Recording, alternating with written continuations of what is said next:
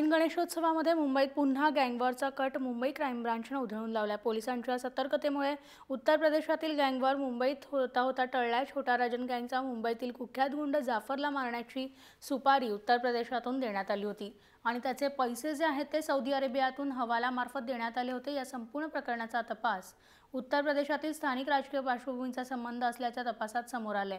मुंबई पोलिसांच्या या प्रकरणी मेनुद्दीन अन्सारी उर्फ गुड्डू, सलमान वसीम खान, मोहम्मद नौशाद अली आणि दिग्विजय प्रताप सिंग हे 4 आरोपी उत्तर प्रदेशातील एका मोठ्या अंडरवर्ल्ड गँगचे शार्प शूटर्स आहेत आणि पोलिसांनी यांना कुर्ला येथून अटक केली। तर त्यांच्याकडून पोलिसांनी 2 देशी बनावटीचे पिस्तूल आणि 15 जिवंत कारतूस हस्तगत केली आहेत।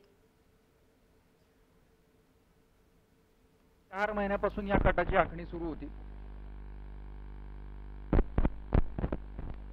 ज्या व्यक्तीला ठार करायचं त्या व्यक्तीच्या मूवमेंट्स त्याचे पूर्ण सर्वे केला गेलेला होता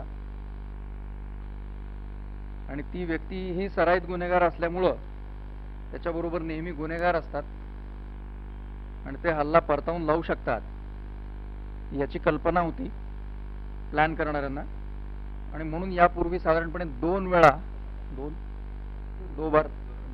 वेळा प्लॅन अनसक्सेसफुल झालेला होता।